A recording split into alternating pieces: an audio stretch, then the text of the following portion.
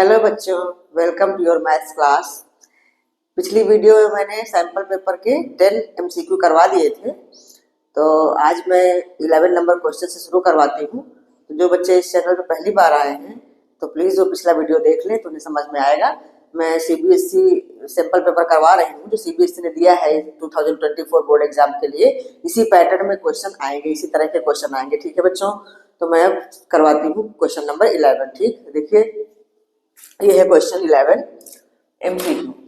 Given that sin theta equal to a upon b find cos theta. sin theta a upon b दिया हुआ है और हमें cos theta की value find out करनी है।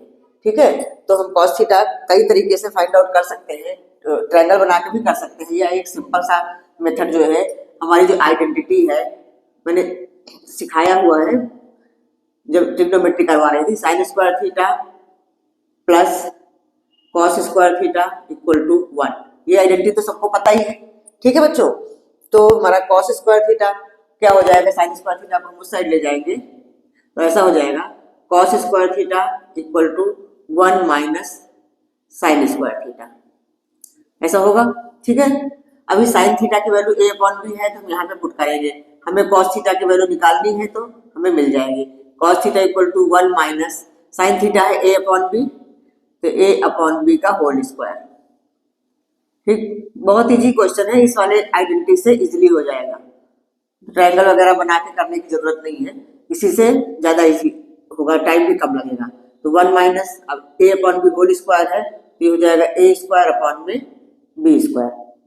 नेक्स्ट स्टेप हमारा cos square theta equal to, इसको हम सॉल्व करते हैं तो ये हो जाएगा b square minus a square और अपॉन में b स्क्वायर। ठीक है, अब cos थीटा में वैल्यू किसकी निकाली है, cos थीटा की, तो स्क्वायर जो है इधर जाके रूट बन जाएगा। तो अब हमारा आएगा cos theta equal to root over b square minus a square upon में b स्क्वायर, पूरे पे रूट है। अगर b स्क्वायर जो है रूट के बाहर आ जाएगा, लेकिन ऊपर वाली नंबर तो बाहर नहीं आ पाएगी, तो इसलिए हम उसको ऐसे लिख देंगे b square minus a square, इसके ऊपर तो रूट लगा देंगे और नीचे की b स्क्वायर हमारी सिर्फ b बन के आ जाएगी। तो ये है हमारा ऑप्शन, देखो ऑप्शन नंबर सी, तो ये हमारा C number option correct option है। ठीक है बच्चों, तो देखा 1 मिनट से भी कम टाइम लगता है, तो इन क्वेश्चंस में ज्यादा टाइम लगाने की जरूरत नहीं है, टाइम बचाना है, इनको फटाफट जल्दी जल्दी करना है, फिर आगे आगे भी काफी बड़े बड़े क्वेश्चन आते हैं, तो टाइम का बिल्कुल ख्याल रखना पेपर में। ठीक है, चलिए हम चलते हैं क्वेश्चन नंबर 12 की ओर। बच्चों ये क्वेश्चन नंबर 12 है, sec a plus tan a एक ब्रैकेट में और 1 माइनस sin a एक ब्रैकेट में, इसको हमें सॉल्व करके दिखाना है इसमें कौन सा आएगा, option A B C D कौन सा आएगा। तो चलिए हम सॉल्व करते हैं क्वेश्चन। इस तरह के तो क्वेश्चन मैं बता चुकी हूँ ट्रिग्नोमेट्री में। ठीक है, जो बच्चे नए आए हैं इस चैनल पे वो जाकर के मेरे पिछले वीडियो ट्रिग्नोमेट्री वाले देख सकते हैं। मैंने बहुत सारे चैप्टर्स की प्लेलिस्ट बना रखी है, प्लेलिस्ट में सारे वीडियो सब लाइन से हैं, बिल्कुल सीरियल वाइज है, तो जाके आप देख सकते हैं। ठीक है, तो इसको शुरू करते हैं। सेक ए प्लस tan a और दूसरे ब्रैकेट में है 1 माइनस sin a। ठीक है, तो मैंने क्या बताया हुआ है कि जब इस तरह के नंबर दी हो तो इसको हम पहले सिंपल फॉर्म में तोड़ते हैं, क्योंकि यहाँ पे कोई आइडेंटिटी अप्लाई हो नहीं रही है, तो बस वही हमें साइन और कॉस के टर्म में तोड़ लेना है। तो हम जानते हैं सेक ए होता है 1 अपॉन कॉस ए और प्लस tan a होता है sin a अपॉन में cos a। ठीक है, इस ब्रैकेट में हमारा ये हो गया, और ये तो सिंपलेस्ट फॉर्म में है ही है, इसको ऐसे ही लिख देना है जैसा है। अभी इसको हम सॉल्व कर लेते हैं। देखो दोनों के नीचे cos a है तो हम इसको एक साथ लिख लेते हैं, cos a लिखा नीचे, ऊपर हमारे पास हो गया 1 प्लस sin a और इधर 1 माइनस sin a है, इसके नीचे कुछ नहीं है मतलब 1 है। तो देखो ऊपर का ऊपर मल्टीप्लाई होता है, नीचे का नीचे। अब लेकिन ऊपर जैसे 1 प्लस साइन है, एक ब्रैकेट में 1 माइनस साइन है, तो हमारी ये वाली आइडेंटिटी लग रही है, ध्यान दो, algebraic identity a plus B एक ब्रैकेट में और a माइनस बी एक ब्रैकेट में, तो हमारा क्या आइडेंटिटी बनती है, a square minus B square बनती है ना। तो बस वही a plus B, a minus B, 1 को a मान लो, साइन a को b मान लो, तो a square minus B square. Next step में हमारा हो जाएगा 1 की स्क्वायर तो 1 ही होता है, तो मत लगाओ स्क्वायर, सीधा लिखो, इतना तो बच्चों को आ ही गया होगा। 1 माइनस साइन स्क्वायर ए लिख सकते हैं और नीचे हमारे पास है कॉस ए। ठीक है, अगला स्टेप क्या हो जाएगा, 1 माइनस साइन स्क्वायर ए को हम कॉस स्क्वायर ए लिख सकते हैं अपनी ट्रिग्नोमेट्री वाली आइडेंटिटी लगा के। ठीक है बच्चों, कैसे आया कॉस स्क्वायर सबको पता होगा, अगर नहीं पता है तो चलो मैं वो भी लिख लेती हूँ। ये हमारी आइडेंटिटी होती है sine square A plus cos square A equal to 1, ये होती है ना आइडेंटिटी। तो अगर साइन स्क्वायर को हम उस साइड भेजेंगे तो हमारा ऐसा आ जाएगा cos square equal to 1 minus sine square A. ठीक है, तो इस ये 1 minus sine square cos square equal हुआ, तो इसलिए हमने इसे यहाँ पे लिख दिया और नीचे लिख दिया हमें कॉस ए। अब आगे इसको भी और सॉल्व कर सकते हैं, स्क्वायर है मतलब 2 बार है, नीचे के कॉस से डिवाइड करेंगे तो हमारा ये आ जाएगा सिर्फ कॉस ए। ठीक है, तो ये हुआ हमारा आंसर। ठीक है बच्चों, समझ आया? तो देखो अपने ऑप्शन डी हमारा करेक्ट ऑप्शन है। ठीक, तो इसी तरह के छोटे छोटे क्वेश्चंस आते हैं एमसीक्यू में, ज्यादा इनमें टाइम नहीं लगता है। बच्चों को अगर कॉन्सेप्ट क्लियर है तो फटाफट करते जाएंगे, कोई दिक्कत नहीं होगी। जब इस तरह के टर्म्स आ जाते हैं इनमें कोई आइडेंटिटी यूज नहीं होती तो सबसे पहले हम इनको सिंपलेस्ट फॉर्म में तोड़ लेते हैं। ठीक है, चलते हैं अगले क्वेश्चन की ओर। बच्चों ये क्वेश्चन है question number 13, a pole 6 metre high cast shadow 2√3 metre long on the ground. मतलब एक पोल है, ये है एक पोल, ये कितना है 6 मीटर हाई है और cast shadow on the ground. इसकी शैडो है, जब सूरज की रोशनी पड़ती है तो इसकी छाया पड़ती है ग्राउंड पर, तो कितना इसकी शैडो की लेंथ कितनी है 2√3 metre on the ground. Then the sun's elevation is, तो सन का एलिवेशन क्या होगा, एंगल ऑफ एलिवेशन।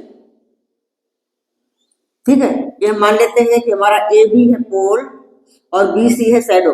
तो सन्स एलिवेशन क्या पूछा है, मतलब हमें ये एंगल पूछा गया है, इस एंगल की वैल्यू क्या होगी, तो मान लेते हैं दिस एंगल इज थीटा। ठीक है, तो मैंने जब ट्रिग्नोमेट्री शुरू में पढ़ाया था तो आप लोगों को बताया था ना मैंने एक फार्मूला, पंडित बद्री प्रसाद हर हर बोले सोना चांदी तोले। मतलब परपेंडिकुलर अपॉन हाइपोटेनस साइन के लिए होता है, बेस अपॉन हाइपोटेनस कॉस के लिए होता है और परपेंडिकुलर अपॉन बेस tan के लिए होता है। तो हमारे पास इस क्वेश्चन में क्या है, हमारे पास परपेंडिकुलर है और बेस है ना।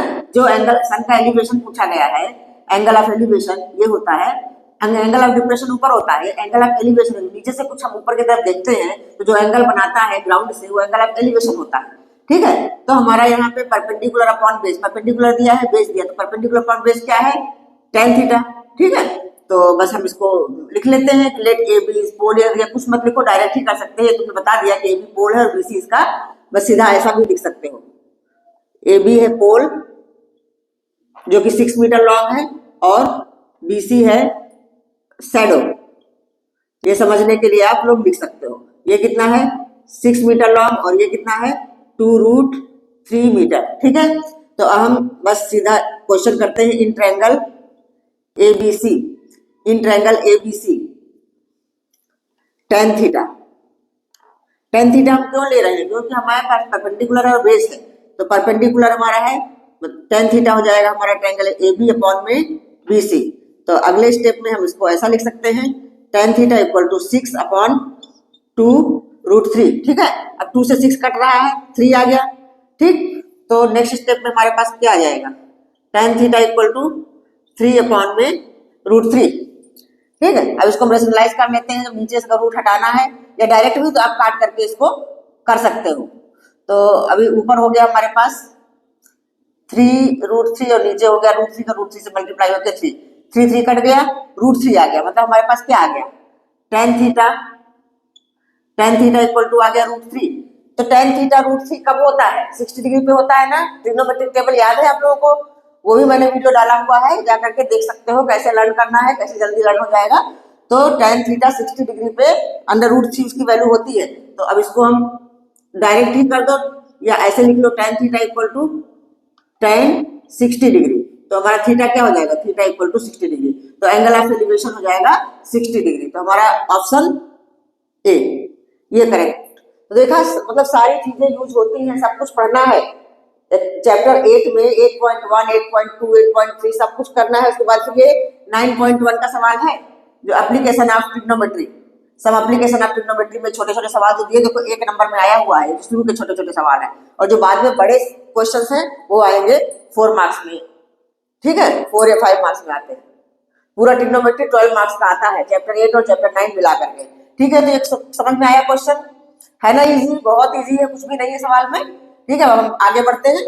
क्वेश्चन नंबर 14, इसमें क्या बोला गया है, if the perimeter and area of circle are numerically equal then the radius of the circle is. Circle का पेरीमीटर और एरिया इक्वल बताया जा रहा है, न्यूमेरिकली इक्वल मतलब उनकी वैल्यूज इक्वल है। पेरीमीटर क्या होता है, ये पेरीमीटर, इसको हम सरकमफेरेंस भी बोलते हैं सर्कल में, सरकमफेरेंस पेरीमीटर सेम चीज है, ठीक है। स्क्वायर वगैरह में पेरीमीटर बोलते हैं और सर्कल को सरकमफेरेंस बोलते हैं सर्कल में, तो यहाँ पेरीमीटर ही लिखा हुआ, उससे कोई फर्क नहीं पड़ता है। तो एरिया ऑफ सर्कल क्या होता है, सरकमफेरेंस ऑफ सर्कल क्या होता है, अगर ये बेसिक फार्मूला आप लोगों को आते हैं तो इस सवाल में कुछ भी नहीं है, बहुत इजी है, ठीक है। तो एरिया ऑफ सर्कल तो आप सभी जानते हैं, पाई आर स्क्वायर होता है, अगर नहीं मालूम है तो सीख लो, जान लो, पाई आर स्क्वायर। और सरकमफेरेंस क्या होता है, 2 पाई आर, ये होता है ना। तो एरिया और सरकमफेरेंस दोनों ही इक्वल है, तो बस हम ये लिख देंगे सीधा। हाँ, यहाँ लिख सकते हो perimeter of circle equal to area of circle, उसके बाद pi R square equal to 2 pi R, pi से पाई कैंसिल आउट हो गया। अब हमारे पास आया are square equal to 2r। अब यहाँ आर भी तो कट जाएगा, एक आर है यहाँ पे 2r है, मतलब इसको चाहो तो ऐसे ऐसे करके समझ लो, r into R equal to 2r, R से आर कैंसिल हो गया, तो हमारा रेडियस कितना आ गया 2, से रेडियस ही तो पूछा जा रहा है, तो 2 यूनिट है हमारा क्वेश्चन ऑप्शन नंबर ए, ये सही है। तो देखो इसको करने में 2 सेकंड से ज्यादा नहीं लगना है, ठीक है, बहुत इजी सवाल है, बस बेसिक कंसेप्ट आप लोग क्लियर रखो, तो इस तरह के एक एक नंबर के तो सारे क्वेश्चन सही करके ही आने हैं, पूरे 20 मार्क्स फुल मार्क्स पक्के करके आने हैं, ठीक है बच्चों। तो बिल्कुल सिंपल सवाल है, अगले क्वेश्चन की ओर चलते हैं हम। देखिए बच्चों, ये क्वेश्चन नंबर 15 है, इसको पहले समझते हैं इसमें क्या करना है। It is propose to build a single circular park, एक हमें सर्कुलर पार्क बनाना है जो कि equal in area to the sum of areas of 2 circular parks of diameter 16 metre and 12 metre in a locality. एक लोकेलिटी में हमें circular park बनाना है, एक बड़ा सर्कुलर पार्क बनाना है जो कि इक्वल होगा 2 सर्कुलर पार्क के एरिया के, इनकी एरिया के बराबर, इन दोनों के एरिया को प्लस करके जो तीसरा बड़ा वाला सर्कुलर पार्क बनेगा उसकी एरिया इन दोनों के एरिया के बराबर होगी, ठीक है। और छोटे वाले जो सर्कुलर पार्क हैं उनका डायमीटर दे रखा है, इसका डायमीटर है 16 मीटर और इसका डायमीटर है 12 मीटर, ठीक है, ये दोनों डायमीटर दे रखे हैं। चलो इसको थोड़ा बड़ा बना देती हूँ, 16 मीटर है तो समझने के लिए है, कोई इससे फर्क नहीं पड़ता है, तो ये है 16 मीटर, ठीक है बच्चों। तो इसमें हमें क्या करना है, एरिया ऑफ सर्कल तो आप लोगों को पता ही है, पाई आर स्क्वायर होता है, तो छोटी क्लासेस से पढ़ते आ रहे हो, तो हमें करना क्या है, इन दोनों के एरिया को प्लस कर देना है, तो इसका एरिया आ जाएगा। तो हम ले लेते हैं, इसका ये डायमीटर दिया हुआ है, मान लेते हैं ये D1 है, तो D1 दिया हुआ है हमारा 16 मीटर, तो जब डायमीटर D1 लिया है तो रेडियस को हम R1 ले लेते हैं, R1 हो जाएगा 8 मीटर, कैसे हुआ, 2 से डिवाइड कर दिया तो पता ही है आप लोगों को। इसी तरह से D2 हमारा है 12 मीटर, तो R2 क्या हो जाएगा 6 मीटर, ठीक है बच्चों, ये समझ आया। अब उसके बाद और ये बड़े वाले सर्कल का हम रेडियस कैपिटल R मान लेते हैं, ठीक है। तो let radius of big circle, radius of big circle equal to R। एक नंबर का क्वेश्चन है इसलिए जल्दी जल्दी करना है, फटाफट करना है, ज्यादा टाइम वेस्ट नहीं करना है। तो इसका एरिया क्या हो जाएगा, बिग सर्कल का एरिया हमारा अपना वही पाई आर स्क्वायर वाला फॉर्मूला लगाएंगे, पाई आर स्क्वायर, ठीक है। और इनका एरिया क्या हो जाएगा, इसका हो जाएगा पाई R1 स्क्वायर और इसका हो जाएगा पाई R2 स्क्वायर। तो पाई R1 square plus pi R2 square मतलब इन दोनों सर्कल के एरिया का प्लस करेंगे तभी तो बड़े वाले सर्कल का एरिया आएगा, तो ये है पाई R स्क्वायर के। हम पाई कॉमन निकाल लेते हैं, नेक्स्ट स्टेप में हमने बताया था ना, कैलकुलेशन को इजी करने के लिए जितना ज्यादा से ज्यादा कॉमन हो सके उतना निकाल लेना चाहिए। तो पाई कॉमन निकाला तो ये हो गया R1 square plus R2 square equal to pi R square, pi से पाई कैंसिल आउट हो गया। अब हम इसे वैल्यू पुट करके सवाल को सॉल्व करते हैं। तो R1 हमारा आया है 8, तो 8 का स्क्वायर प्लस ये आया 6, 6 का square equal to R square, 8 square होता है हमारा 64 plus 36 equal to R square. अब हम इधर ले जाते हैं तो हमारे पास क्या आ गया, R स्क्वायर इक्वल टू 64 और 36 को जोड़ोगे तो आएगा 100, तो R इक्वल टू क्या हो जाएगा √100 मतलब 10 मीटर। तो है ना इजी सवाल, कुछ भी नहीं है, बहुत इजी है, बस थोड़ा सा दिमाग अप्लाई करने वाला है। तो आप लोग क्वेश्चन को ध्यान से पढ़िए कि क्वेश्चन में पूछा क्या जा रहा है और उसी के हिसाब से अपने क्वेश्चन को सॉल्व करिए। तो हमारा 10 आ गया, ऑप्शन देखो 10 मीटर है हमारा फर्स्ट ऑप्शन, तो ये वाला करेक्ट ऑप्शन है, ठीक बच्चों, समझ आया। तो हम आगे बढ़ते हैं। अगले क्वेश्चन की तरफ। बच्चों ये क्वेश्चन नंबर 16 है, ये प्रोबेबिलिटी पर है क्वेश्चन। आई होप आप लोगों ने प्रोबेबिलिटी तो पढ़ लिया होगा। अभी तो टाइम कम है, सारे ही चैप्टर पढ़े होंगे, तो कुछ ना कुछ तो आइडिया होगा ये प्रोबेबिलिटी क्या होती है। तो ये क्वेश्चन है, there is a green square board of side 2a। एक ग्रीन स्क्वायर बोर्ड है जिसकी साइड क्या है 2a, ये पूरी साइड है 2a units. Circumscribing a red circle, एक सर्कल है रेड कलर का, उसको सर्कमस्क्राइब कर रहा है। तो Jaydev is asked to keep a dot on the above said board. तो जयदेव को बोला गया है एक डॉट रखने के लिए इस बोर्ड में, इस बोर्ड पर, ये ग्रीन बोर्ड है हमारा, इस पर एक डॉट रखने के लिए बोला गया है। तो हमसे पूछा गया है find the probability that he keeps the dot on the green region. तो अब बताओ ग्रीन रीजन पर डॉट रखने की प्रोबेबिलिटी क्या होगी। तो प्रोबेबिलिटी क्या होती है तो आप लोगों को पता ही होगा, number of favourable outcomes upon number of all possible outcomes. तो यहाँ एरिया की बात कही जा रही है, तो area favourable region upon area of whole region. तो एरिया ऑफ फेवरेबल रीजन क्या होगा, ये ग्रीन वाला, तो हमें इस ग्रीन पोर्शन का एरिया निकालना होगा। और फेवरेबल रीजन तो पूरा है, पूरा ए स्क्वायर, क्योंकि सर्कल तो स्क्वायर के अंदर ही है, ठीक है ना। तो हम बस यही निकालते हैं। अब ये इस स्क्वायर की साइड 2a दिया हुआ है, स्क्वायर की साइड कितना दिया हुआ है 2a, तो हमारा ये सर्कल का डायमीटर भी 2a हो जाएगा। ये इसका सेंटर है, तो इसकी रेडियस रेडियस ए हो जाएगी, तो पता है ना आपको। तो बस अब हम निकाल लेते हैं। सबसे पहले हम एरिया ऑफ स्क्वायर निकालते हैं। तो एरिया ऑफ स्क्वायर क्या होता है, साइड इंटू साइड। तो एरिया ऑफ ग्रीन स्क्वायर है, जो भी ऐसे आप लिख के निकाल सकते हो। तो एरिया ऑफ स्क्वायर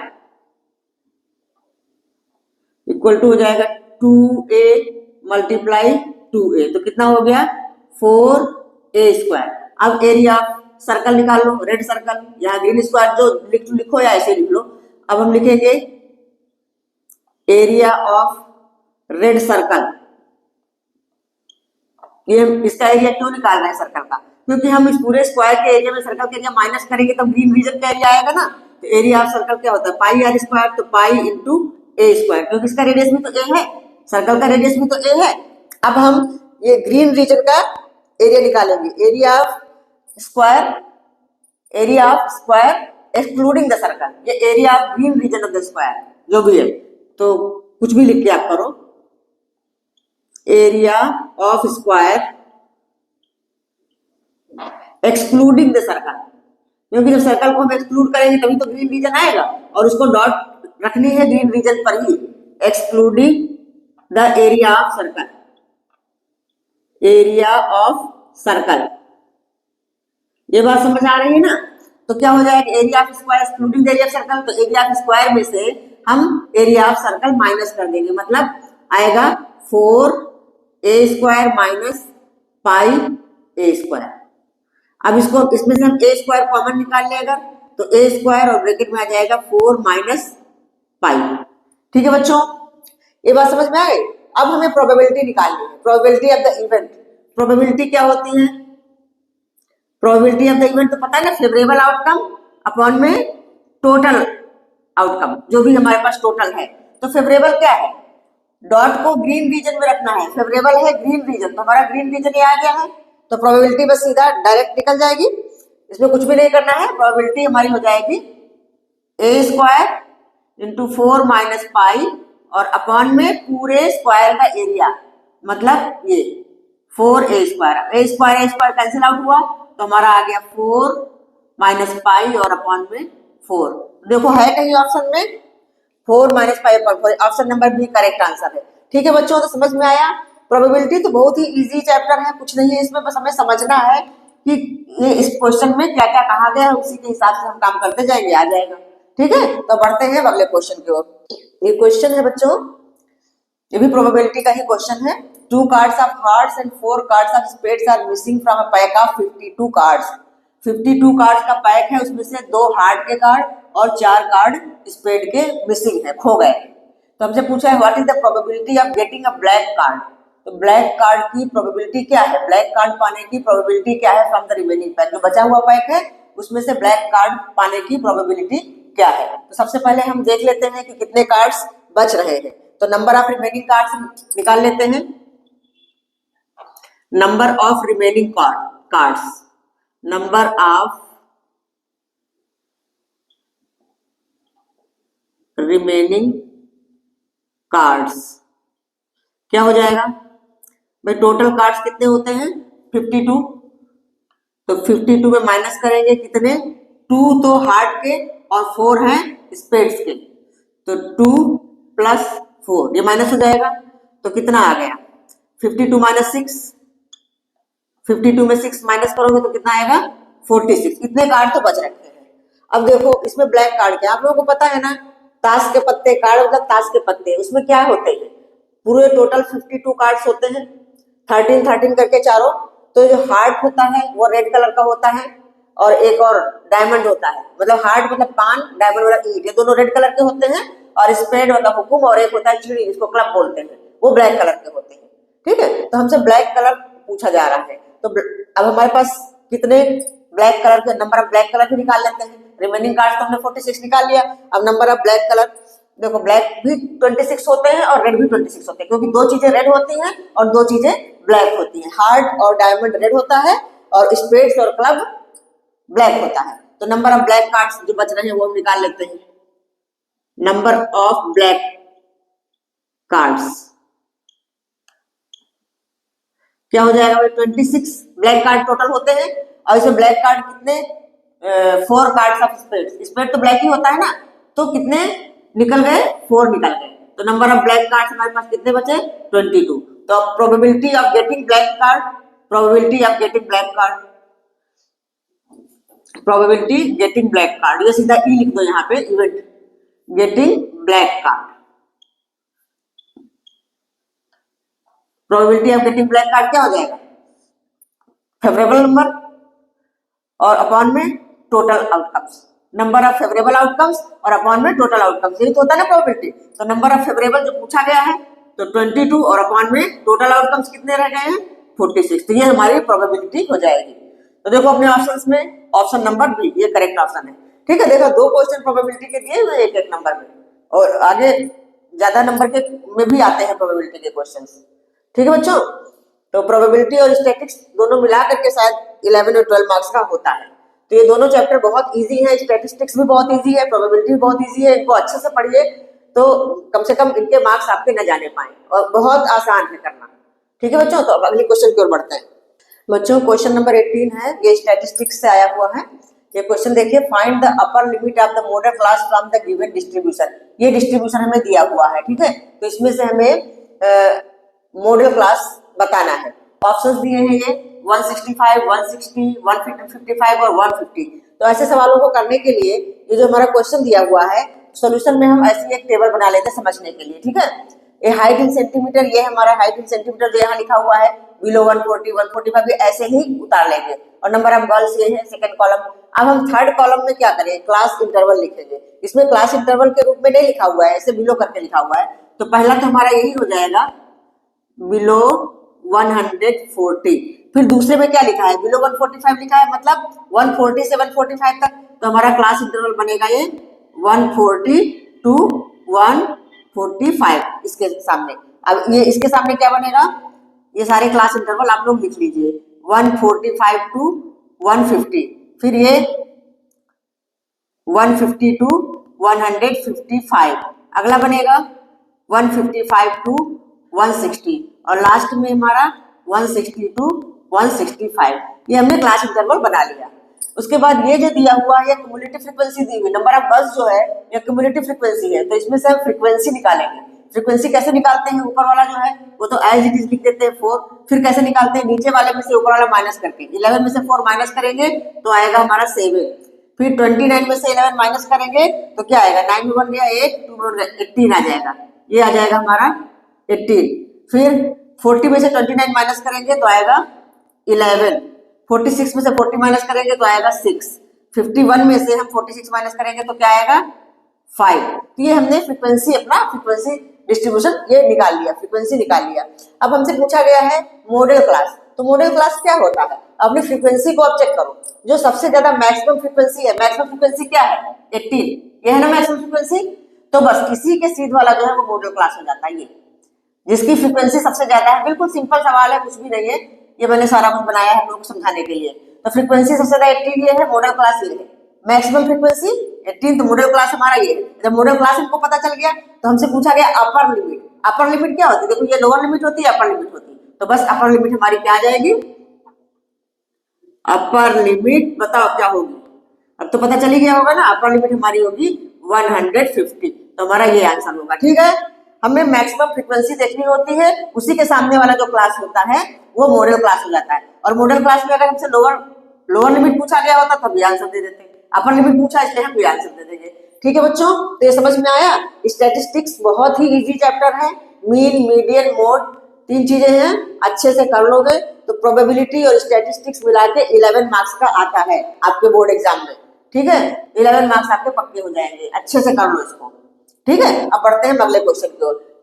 बच्चों क्वेश्चन नंबर 19, ये है क्वेश्चन नंबर 19। लेकिन 19 को समझने के लिए पहले हमें डायरेक्शंस दी गई है, कुछ असर्शन रीजन का क्वेश्चन है ये। तो डायरेक्शन में क्या दिया है इन question number 19 and 20? A statement of assertion A, एक स्टेटमेंट दिया है और is followed by statement of reason R, तो चूज द करेक्ट ऑप्शन। ये 4 ऑप्शन दिए हुए हैं 19 और 20 दोनों क्वेश्चंस के लिए। ए है both A and R are true and R is the correct explanation of ए।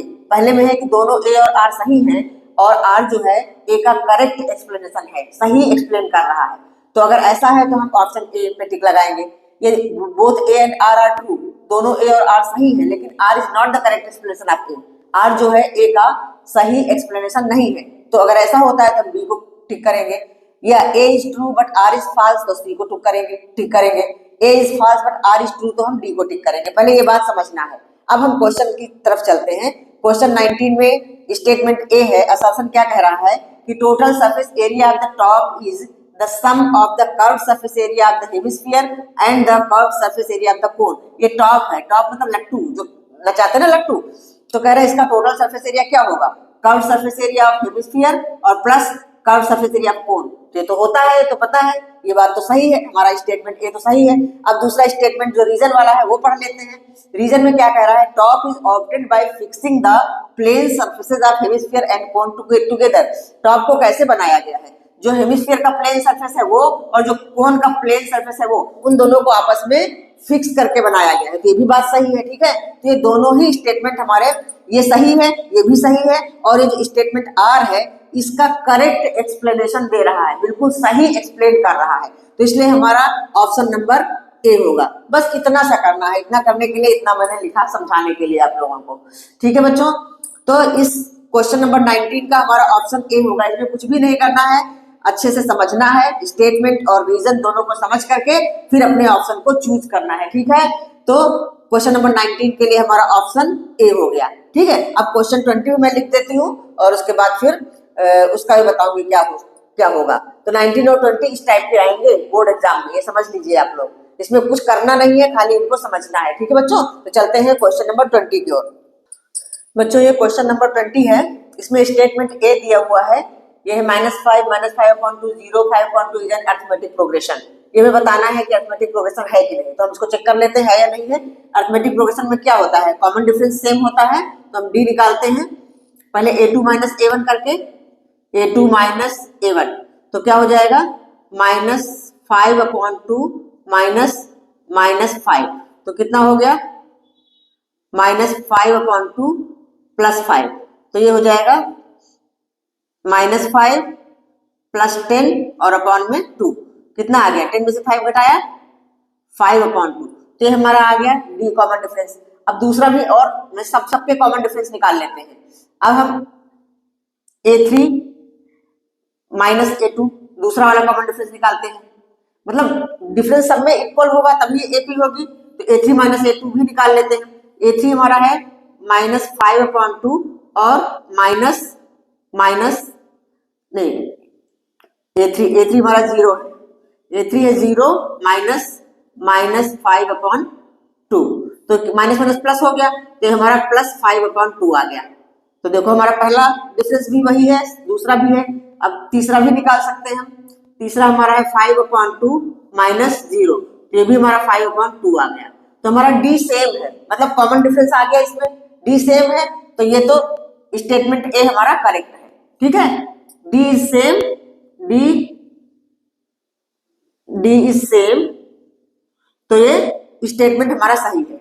अच्छा, अब स्टेटमेंट आर दूसरा वाला देखो, the terms of an AP can not have both positive and negative rational numbers. ये तो गलत है, देखने से ही लग रहा है, कह रहा है कि एपी के टर्म्स बोथ पॉजिटिव और नेगेटिव नहीं हो सकते। क्यों नहीं हो सकते? इसी एपी में है, एक पॉजिटिव है, नेगेटिव है ना, तो ये वाला गलत है। तो अपने ऑप्शंस देखो कौन सा हो सकता है। हमारा ऑप्शन नंबर सी देखो, A is true but R is false. A हमारा सही है और आर, ये जो दूसरा वाला स्टेटमेंट है आर, ये फॉल्स है, इसलिए हमारा ऑप्शन नंबर सी होगा क्वेश्चन नंबर 20 के लिए। 19 के लिए ए हुआ था, हमारे दोनों ही करेक्ट थे, करेक्ट एक्सप्रेशन दे रहा था, और क्वेश्चन नंबर 20 के लिए सी होगा। ठीक है बच्चों, तो समझ में आया कि 19 और 20 एक एक नंबर के क्वेश्चन बहुत ही इजी है। ये इनके नंबर पूरे पक्के कर लीजिए आप लोग, ये ध्यान से पढ़ोगे, इसको ध्यान से अच्छे से इनका स्टेटमेंट पढ़ोगे तो समझ में आ जाएगा, कुछ भी नहीं है इसमें। ठीक है, तो ये 20 एमसीक्यू मैंने कंप्लीट करवा दिए हैं, सीबीएसई वाले सैंपल पेपर से 20 एमसीक्यू कंप्लीट करवा दिए हैं। अब नेक्स्ट वीडियो में आगे क्वेश्चन करवाऊंगी मैं, या कुछ चैप्टर वगैरह पढ़ना चाहते हो आप लोग तो बताओ, ये वाला पूरा सैंपल पेपर कंप्लीट करवा दूं। अब ये जो 20 एमसीक्यू हमने करवाए हैं, इसमें पूरी बुक आ गई है, मतलब बुक के हर चैप्टर से क्वेश्चंस हैं, इसलिए आपको कोई भी चैप्टर छोड़ना नहीं है, हर चैप्टर पढ़ना है। अभी ये छोटे छोटे क्वेश्चन बने हर चैप्टर से, फिर आगे के जो सेक्शन बी आएगा, अभी तो सेक्शन ए करवाया है मैंने, जो 20 एमसीक्यू आते हैं सेक्शन ए के अंदर आते हैं, फिर आगे थोड़ा सा इससे हाई वाले जाएंगे, फिर उसके आगे अभी 2 मार्क्स के आएंगे।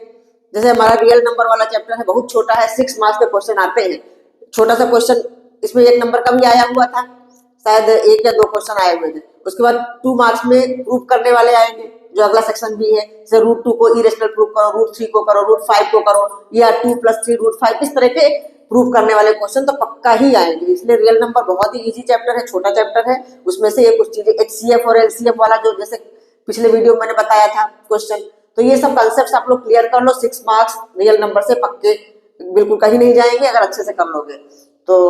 जैसा कहो, आगे मैं इस सैंपल पेपर कंप्लीट करवाती हूँ, तो अभी लगेगा टाइम, क्योंकि क्वेश्चंस तो काफी, ये 20 मार्क्स के जो ये हमारे एमसीक्यू में ज्यादा टाइम लग गया, बाकी 3-3, 4-4 क्वेश्चन मैं एक एक वीडियो में करवा दूंगी।